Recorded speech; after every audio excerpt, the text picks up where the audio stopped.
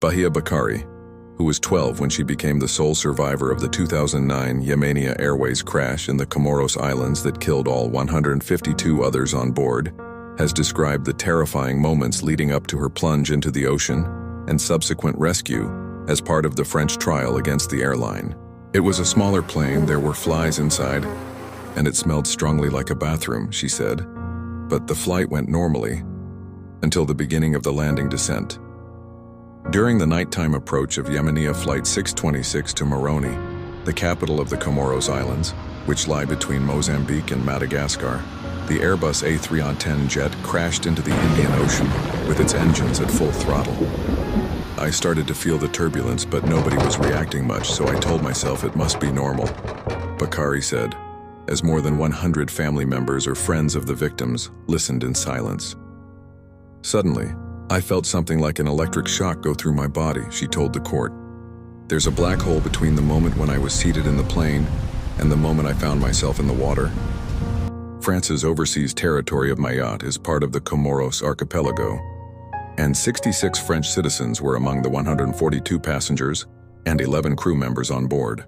Investigators and experts found there was nothing wrong with the aircraft, blaming instead inappropriate actions by the crew during the approach to Moroni Airport, leading to them losing control. No one from Yemenia Airlines has appeared at the trial, where prosecutors have accused the company of pilot training programs riddled with gaps and of continuing to fly to Moroni at night, despite its non-functioning landing lights. Yemenia is charged with involuntary homicide and injuries. The company's lawyers have denied any wrongdoing. Bakari, regaining consciousness, recalled waiting for hours in the water, trying to climb onto the largest piece of debris she could reach, but lacking the strength to succeed.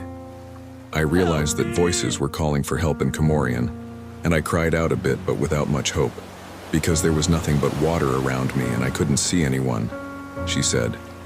"I ended up falling asleep while holding onto the plane debris, and while she could see the coast when she woke up. The water was really choppy. It was thinking of her incredibly protective mother that helped her to hold on until she was rescued by a boat after 12 hours in the water. Initially, she was convinced that I was the only one who fell, and that the other passengers had arrived safely before a psychologist at the hospital told her she was the only survivor.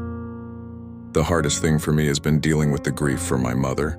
I was very close to her," Bakari said, her voice breaking and tears flowing for the first time during her testimony in court.